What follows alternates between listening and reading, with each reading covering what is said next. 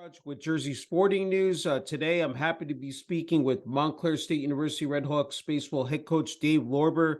Once again, Coach Lorber, thank you so much for taking time out to speak with me today. And hey, Coach, congrats on a great start to the 2023 season. Sunil, thank you. Thanks for having me. Thanks for showcasing Montclair State athletics, and obviously, thanks for showcasing Montclair State baseball. Yeah, no problem at all. And Coach, 8-1 this season. Ranked, 24th in the D3Baseball.com top 25 rankings. I guess you couldn't envision, again, a better start, solid, in terms of, you just had the home opener, back-to-back days at Yogi Berra Stadium, putting up 50 runs. I mean, you talk about an offensive, eruption. That's quite impressive, Coach. I'm obviously pleased with the start. You're 8-1.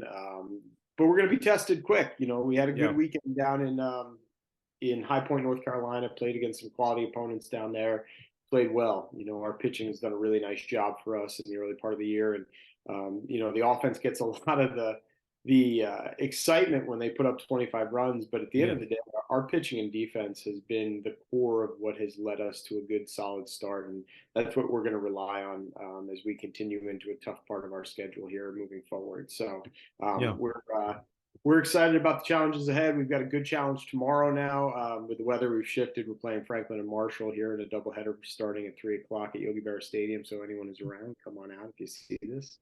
And then Sunday, Manhattanville, another doubleheader before conference starts the week after that. So we'll get Rutgers Newark pretty quickly here at home. And so we're excited. It's been great to be back home finally at Yogi Berra Stadium. And we're excited for the rest of the challenges ahead. Yeah, I was going to ask you later, but playing, at Yogi Berra Stadium, of course, so where the New Jersey Jackals played for a long time, and of course have now moved to Hinchcliffe Stadium. But what does that do for the players? To play in that type of environment, say Yogi Berra Stadium, and you have, of course, the museum, adjacent, to the stadium. But just can you just describe that feeling, Coach Lorber?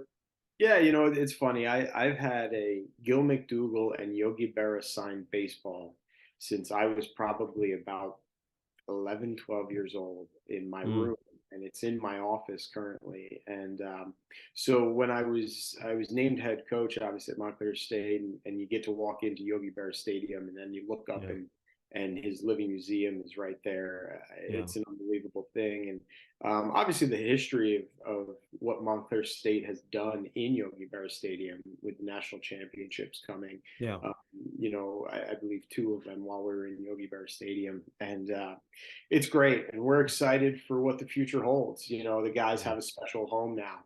It's theirs, and that's exciting. And the people at the museum have been extremely welcoming. We're excited about working with them to collaborate on some things, and so that's been a great piece of not only heightening our baseball program and giving perspective to our guys so they can get inside the museum and see the life and the impact that Yogi had in the whole community and the whole world, really. But yeah, we're super excited about the future of Montclair State baseball and Yogi Berra Stadium, and it's an honor to walk through those halls every day. Hey, you guys are coming off an absolutely phenomenal season, 31-11 overall, 15-3 in the New Jersey Athletic Conference. I mean, 13-2 at home, 13-4 on the road, Coach Lorber. I know it didn't end the way that you guys probably envisioned it, but the fact that you guys were back in the NCAA tournament, I think it was after 13 years, if if the records are correct. But just in terms of the success that you had last year, and, you talk about the tradition of Montclair State baseball and the fact that, what you were able to, again, deliver on the field, what the players were able to do. Just talk about that and how magical, the last year was. Last year was special on a multitude of fronts. It's special mostly for the program, right? Montclair State baseball is known as Division III powerhouse throughout the country. That's what it was. There was a time, I believe, it was 23 straight NCAA regional appearances. It's unheard of. I mean, you walk in, and I've got to fill out a lineup card after guys like Coach Hill, Coach Schoening, Coach Cooney, Coach Diagardi, legends, Mhm. in this game, and then unbelievable ball players that have walked through here. 28 All Americans. It's 13 World Series appearance. Yeah. So it was important for us to reset the standards of winning is important, and Yeah. we're going to do it the right way, and we're going to get back to the basics of what it takes to win. And we had some really talented players, and those guys gave everything every day. And it was such a testament to who they were and their character as men and how hard they worked that got them there. Yeah. It didn't matter whether we were, on a soccer field in January in 35-degree weather. They practiced just as hard, and they gave it their all. And it was an unbelievable season. And I'm proud for our alumni to feel that again. I'm Mhm. proud for our program to get back to an NCAA regional. But what they say is once you taste it, you want more of it, Yeah. obviously. And so, that's our goals, right? We want to play in those games, those meaningful games. The Mhm. NJAC gives us that opportunity every week to be challenged. And then if you kind of get the job done, then you put yourself in a position at the end of the year to be in an NCAA regional, and that's Yeah. what we want. And our goals are simple. Our goals are to give our guys the best experience they can have as a student athlete on the baseball field and in the classroom, and then it's compete for championships, and that includes not only the NJAC championships but regional championships, and get ourselves back to a World Series in time. And Yeah. we're going to work every day. And this year's team, everyone is excited about it. It's a very different team, if you look at Mhm. it. And so it's been kind of fun to watch these guys come into their own and grow a little bit. And obviously we've had a few injuries here and there, and so it's been nice to see some different guys step into some different roles. Yeah. But I'm excited to see what these guys do, and it's I say I'm so blessed every day. I get to walk into a locker room of a bunch of really, really fun and good kids that are growing up to be really good men, and Yeah. it's awesome. I love it. I get to be around great coaches, and we have a lot of fun doing what we do. And last year was a testament to everybody that was involved. Yeah, definitely. It's fantastic to hear. I mean, talk about how stacked the NJAC is, Coach. I think last year, including Montclair State, 4 teams won over 30 games last year. So I mean, we talk about Division 3. That's it's some of the best talent and teams across the country. Oh, hands down. I mean, and they're doing it with 95% New Jersey players, Yeah, which is a testament to New Jersey baseball and what that's right. what the high school ranks and the little league ranks and the middle school ranks are doing to develop these types of players that Yeah. aren't necessarily going to the Division 1 level, because New Jersey turns out a ton of Division 1 talent. Right. Hmm. But at the end of the day, even if you look at the junior college ranks in New Jersey, there's some fantastic baseball guys going to the highest levels, guys getting drafted.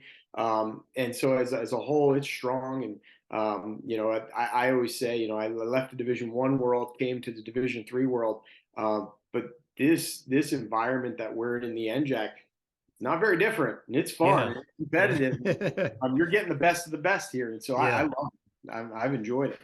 Yeah, I was thinking about before we came on the air. I said I love this pipeline, with baseball in New Jersey, and I think it's great. As you mentioned, you go from little league, you have the middle school into the high school, area, and then of course, on to college, and it's just again, uh, just again outstanding to see these players being able to commit to D3 schools as well, and said.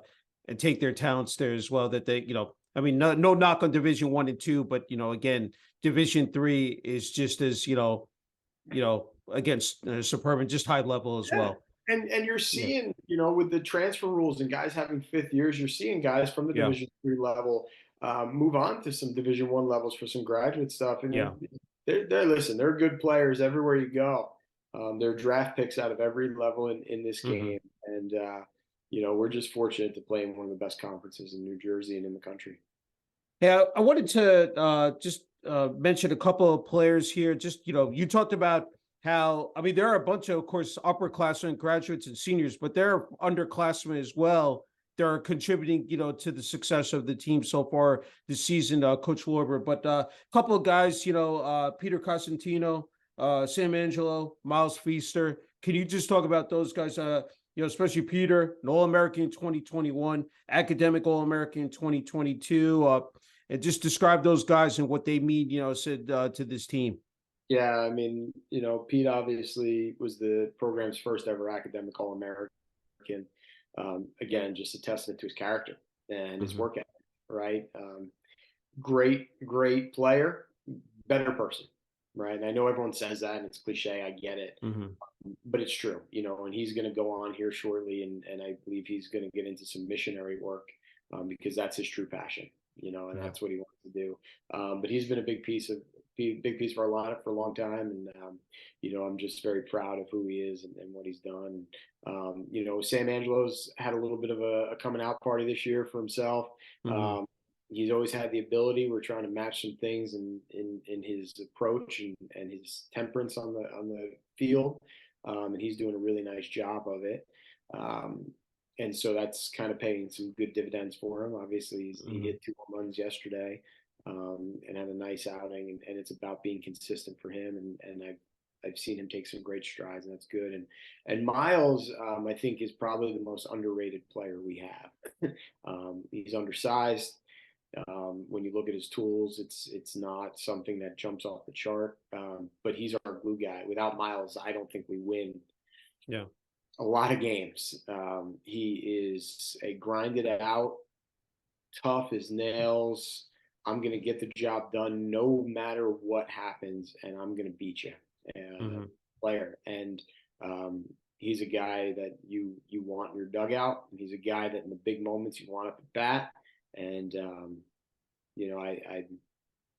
I'm fortunate to have him in our lineup, and we're lucky to get him back again next year too. And he's been solid as anyone can be. And I think one of the things that people don't realize is he turns a really good double play, even though it doesn't always look that great.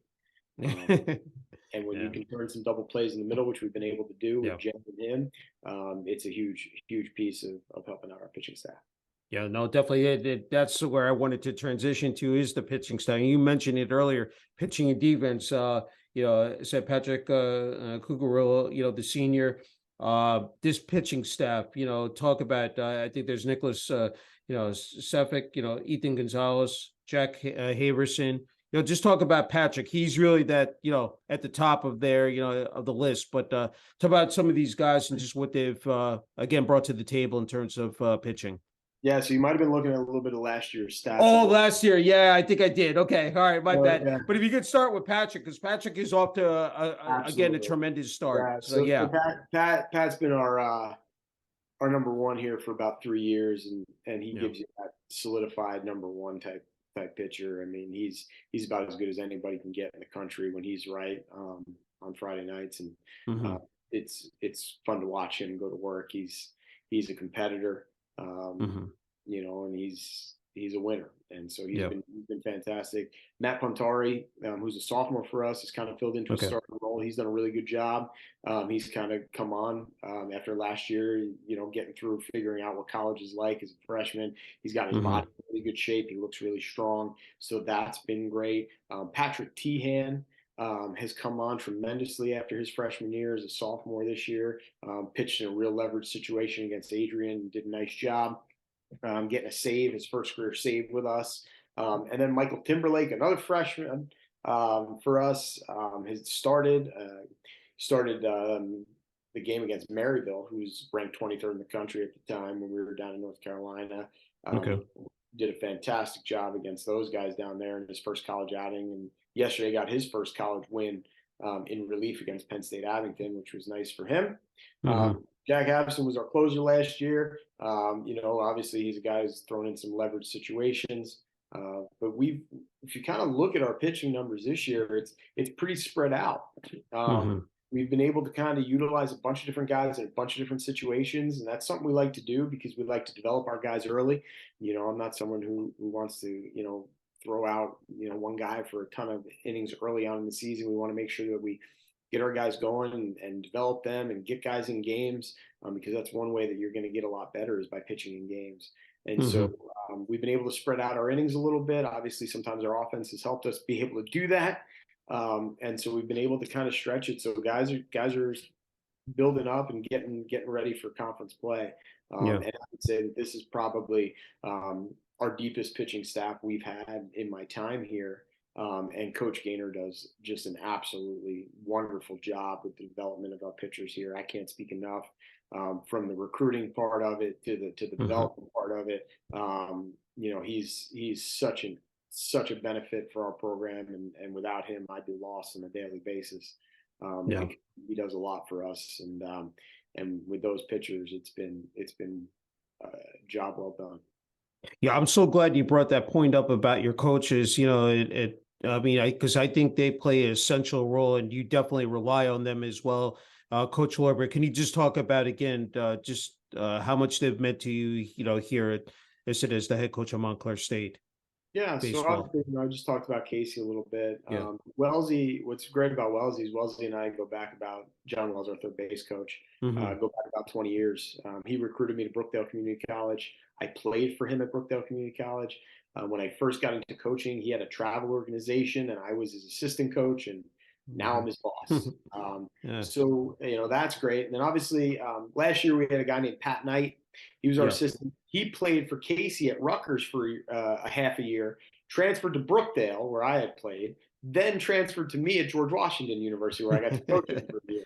Yeah. So he coached for me, coached with us for 3 seasons, goes to one regional, and all of a sudden he's the pitching coach at Lehigh. Yeah. So It's a small world. he left us for the Division I world, but I'm very Yeah. proud of him.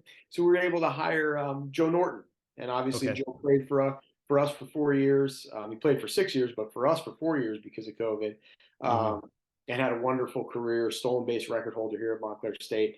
So when you can get kind of this nucleus of coaches that you trust, and it's Hmm. the same verbiage year in and year out, and it's the same routine and the same collaboration. It doesn't deviate to the players, so players know what to expect. They know Yeah. our expectations, and the development pieces continue to grow. And then obviously it's fun, right? I Yeah. not only do I consider these guys my coworkers, I can consider them my friends. I trust these guys with everything we're doing, and not a lot of people know it. I was sick for the opening day at Lehman. I wasn't there. Okay. Okay. I trust those guys with the team every day. Go get 'em, and clearly Yeah. they didn't need me in the dugout. Yeah. I was wondering if they were going to let me back in yesterday. Uh, you know, but thankfully they let me in. But those guys, they do a great job. They come with the same passion for making sure that we're doing the right things for the players every single day to give Yeah. them that great experience here at Montclair State, and then ultimately make them better baseball players on the baseball field. Yeah, definitely. One question popped into my head, Coach Lorber, is what does a daily schedule, entail for you? Because the preparation, I think is so again critical in term, having those fine details down, the fundamentals. Just talk about that as well. Yeah, I mean, as a coach, you absorb so much information to prepare your team, right? Yeah. So whether you're going through video review or scouting reports, or you're going through chart work or whatever you're doing, as a coach, we kind of take that all in, and then we tailor it to our team for that week, right? Hmm. So we usually do some video review with our guys based on who we're going to see, what pitcher we're going to face, and then so we'll watch some video, we'll show them some things, we'll talk about some stuff, Yeah. and then we'll go and put that into practice on the field. And so that's kind of how we structure it with our guys, because I try not to give them everything. Yeah. If you give them everything, the head explodes, right? Yeah. So we try to keep it simple and as clear as possible. We'll give them a little taste of all the information we have, and then we'll talk them through it. And then in the moment, we'll tell them to execute the Yeah. plan that we have. So Yeah. that's kind of how we go. It's a busy week, but once you get into a routine, it just kind of flows as you go. Yeah. Yeah, it comes second nature. And you talked about, the traveling part. It's great, the team gets to experience that now, as said on a regular basis. But talk about how important that is, where I think you develop that team, cohesiveness and that chemistry. for the upcoming season. Talk about how important that was early on, to travel down south.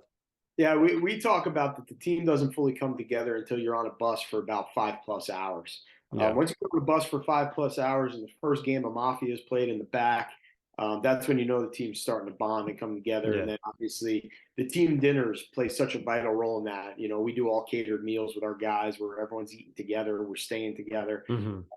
And so that's an unbelievable piece. In fact, we took our guys out, we treated them to a Brazilian steakhouse. Okay. All you can eat Yeah. meat, and Yeah. you want to watch guys eat for 4 hours. They'll come together pretty quick. That it's huge, Yeah.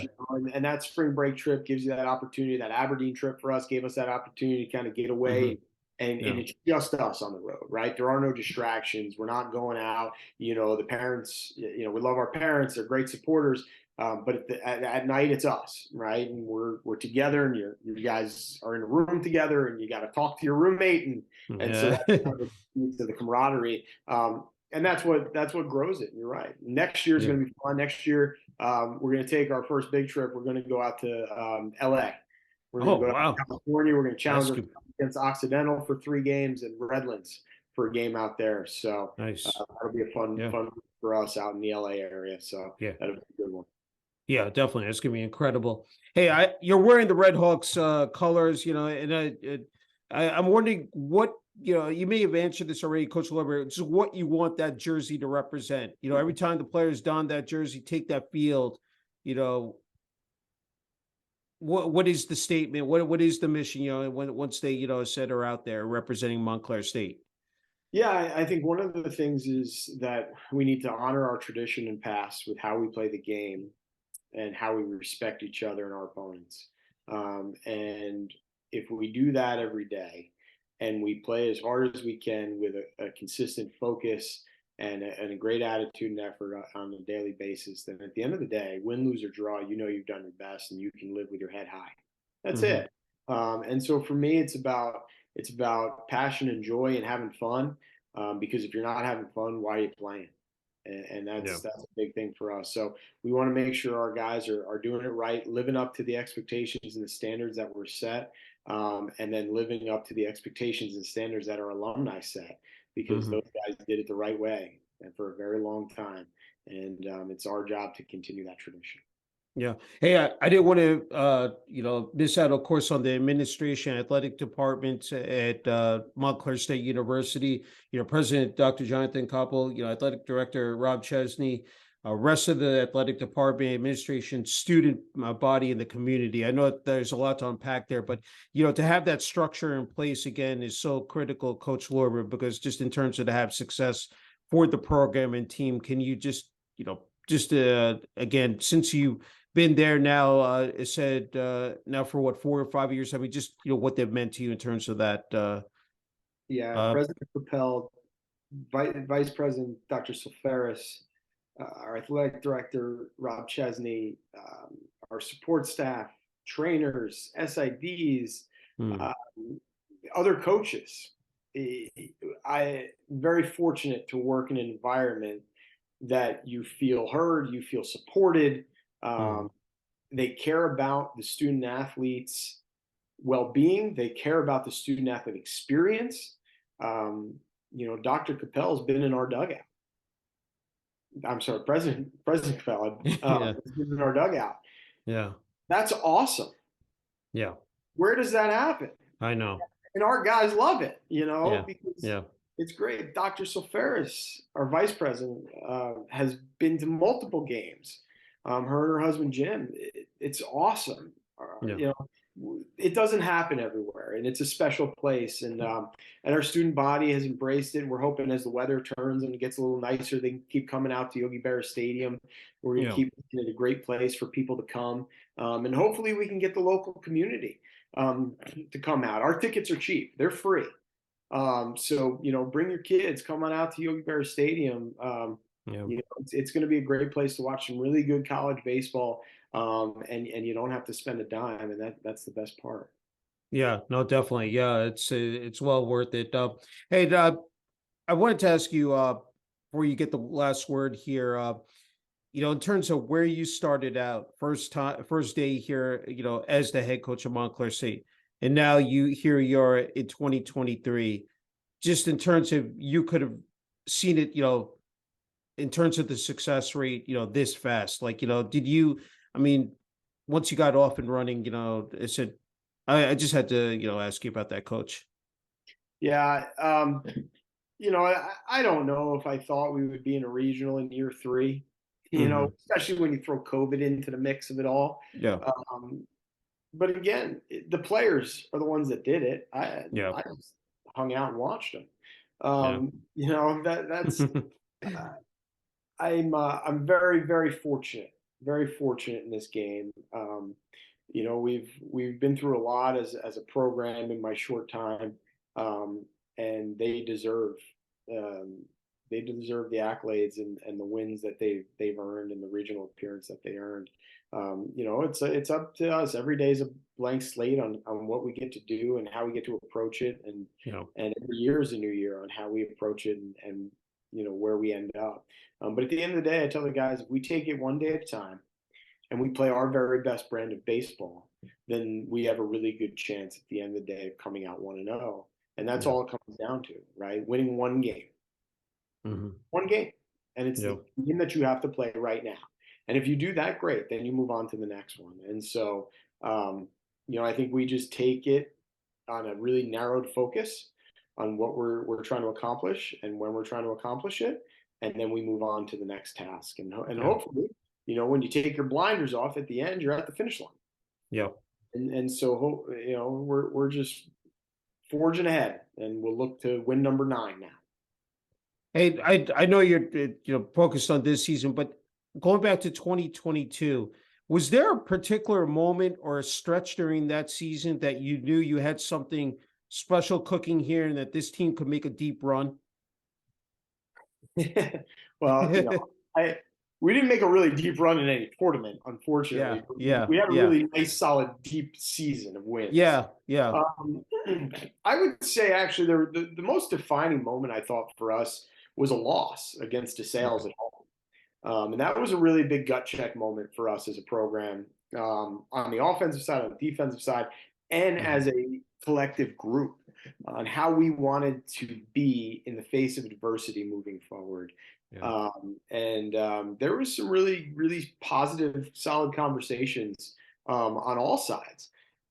What was amazing was it wasn't from me. Mhm. And that's when I started to kind of look and step back and go, these guys are taking care of it themselves a little bit.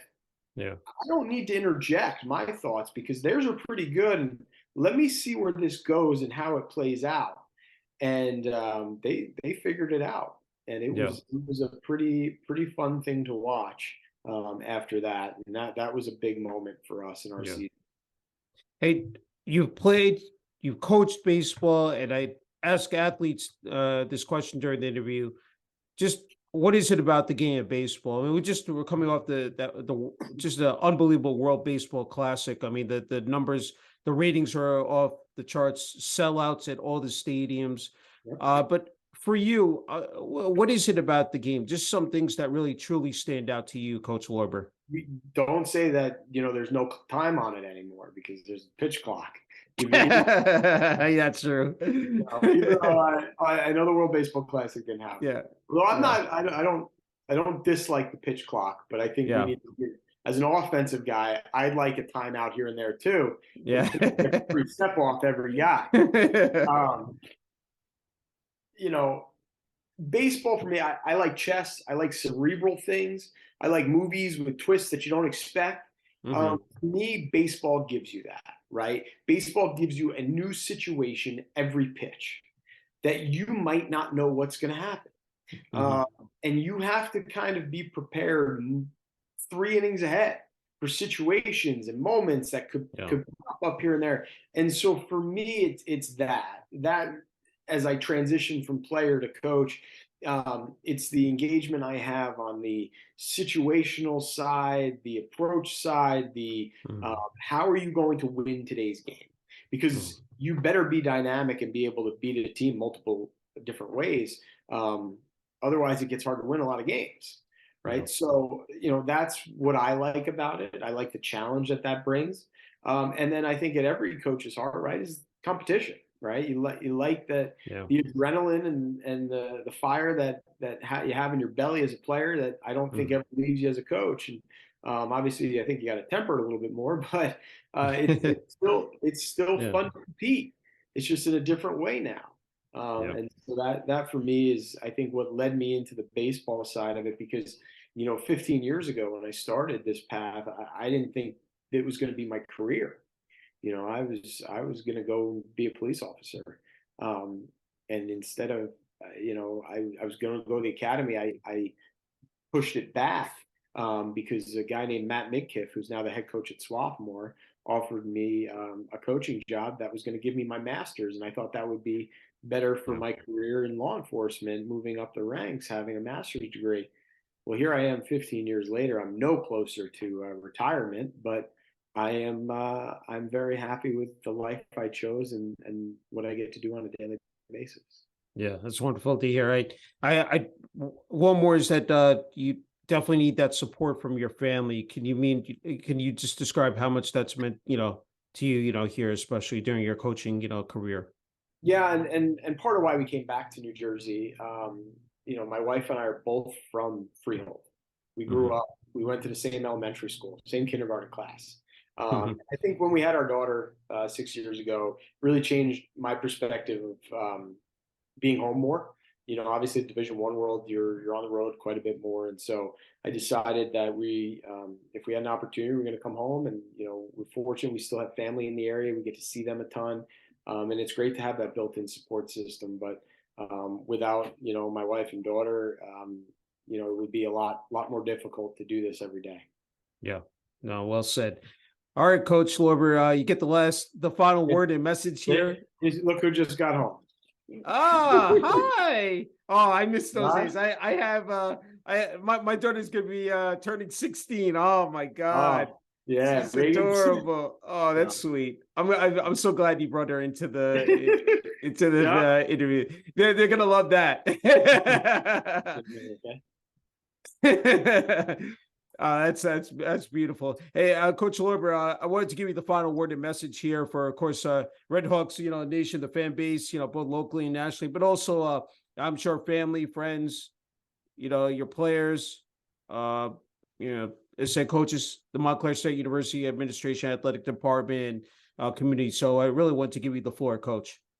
Yeah, just thank you for everybody for their support. It's been a fantastic 3.5 years. It feels like 8 with COVID in the mix, but Yeah. um, I'm thankful to be here. I'm thankful for the blocks that have been built before me here, and we're going to work as hard as we can every day to live up to that tradition and live up to the expectations of what Montclair State baseball deserves and what Montclair State University deserves.